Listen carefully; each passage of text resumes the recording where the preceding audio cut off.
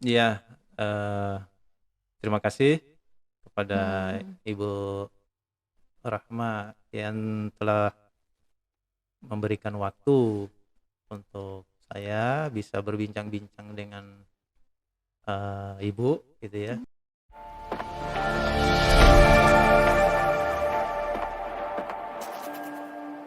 Mhm. Sekarang kan, podcast ini menjadi fenomena fenomena Mhm. baru nih, Mhm. eee, di dunia pesantren khususnya Mhm. gitu ya.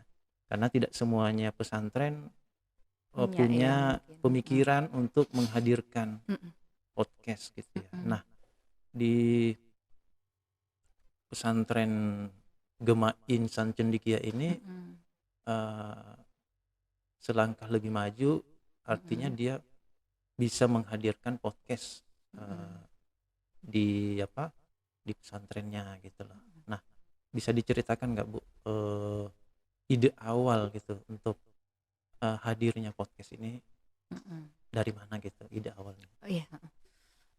Iya Pak, terima kasih, Mhm, atas kehadirannya ya, selamat datang di podcast GIC ya, iya, tempat yang mungkin terlihat sederhana, tapi ini sebenarnya titik awal untuk kita membuat impian yang ideal, seideal-idealnya gitu. mhm, Jadi, pada awalnya begini Pak, mungkin generasi sekarang ketika saya latar belakangnya saya memang seorang pengajar Pak.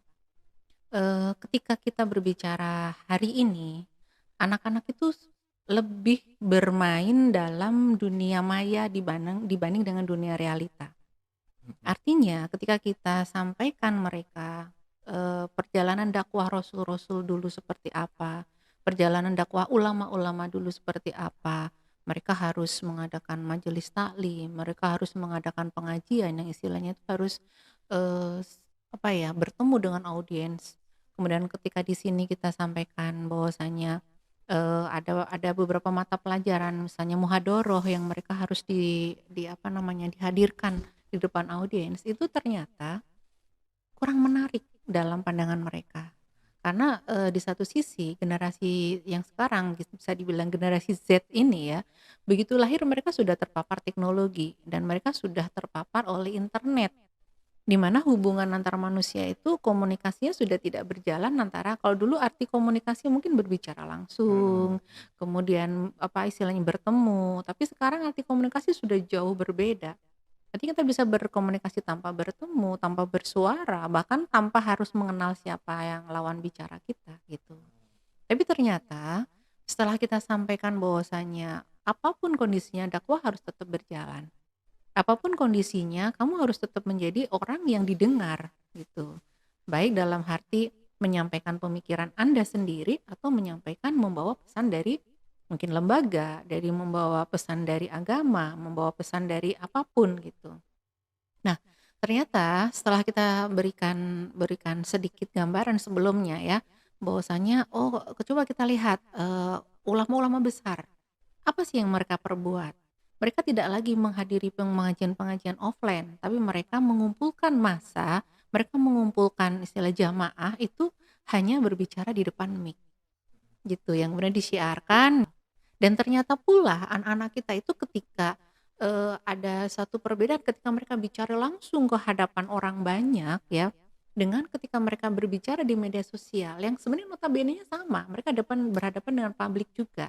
Tapi itu menimbulkan perbedaan apa ya Pak, sikap. mhm, Artinya mungkin, "Bu saya grogi, saya nervous," kalau seolah-olah saya kalau ngomong tuh orang ngeliatin saya semua. Karena ada pelajaran muhadharah Pak di sini mhm, ya, kadang diajarkan untuk berpidato lah ibaratnya.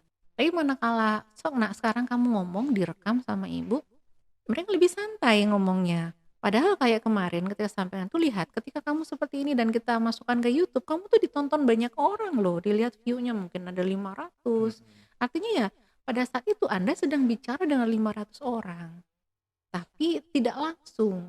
Nah berangkat dari situ Pak, maka kita desain sebuah podcast yang kecil-kecilan lah intinya. Minimal mengapresiasi anak ini, supaya karena kebetulan kami juga sekolah sedang merintis untuk madrasah aliyah kejuruan, dan kita ambil jurusannya multimedia.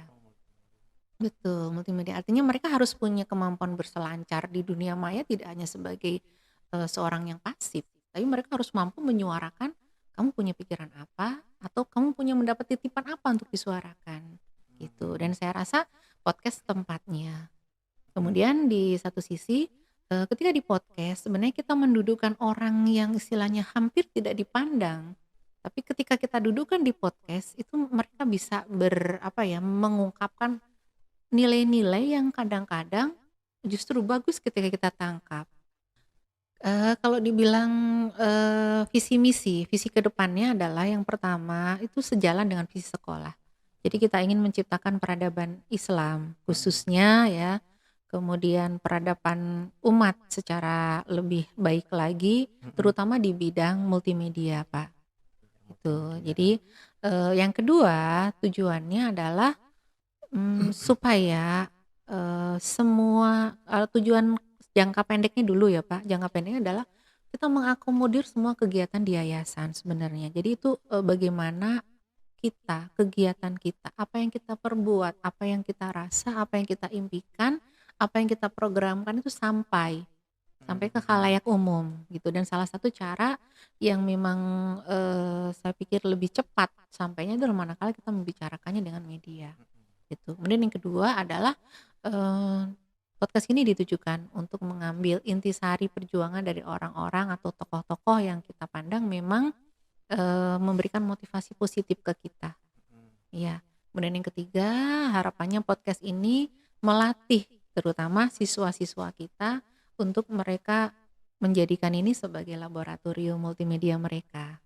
Terus untuk langkah-langkahnya untuk Mhm. mencapai tadi visi misi tadi itu apa langkah-langkahnya yang dilakukan? Mhm.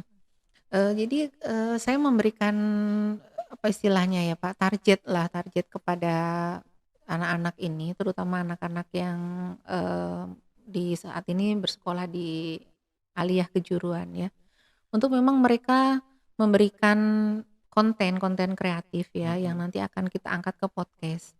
Nah, targetnya memang 1 bulan itu harus minimal ada 4.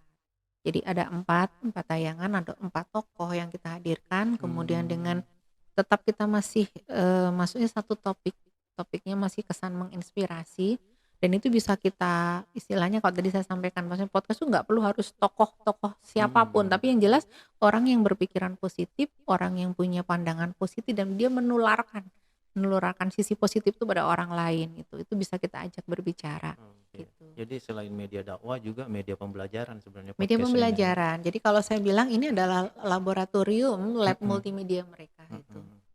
gitu Gitu Pak. ya. Jadi Iya. memang untuk step-step awalnya tetap aja lebih ke kolaborasinya dengan sekolah, lebih Iya. sinergi Kalau ini iya, kan memang spesial untuk podcast dakwah ya, betul sekaligus betul, pembelajaran. iya.